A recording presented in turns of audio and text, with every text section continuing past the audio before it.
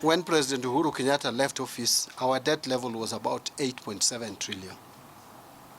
Now the debt stock is about 10.8 or thereabout trillion. That quickly tells you it's about 2 trillion. Now that is not money borrowed in full. We have also had foreign exchange fluctuations. Already in our 5 projects, JKIA had started. If courts can clear and allow the process to continue, it would be one of the projects to be implemented. In fact, we should start with it.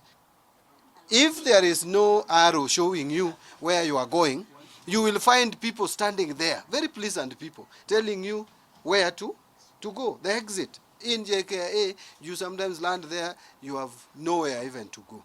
That is management problem. Something needs to be done about JKIA. Let us face it. That airport is too old for Kenya. It is even a shame for an economy like Kenya to continue having JKIA. And then the Kenyans, when you tell them PPP, they think you are selling it.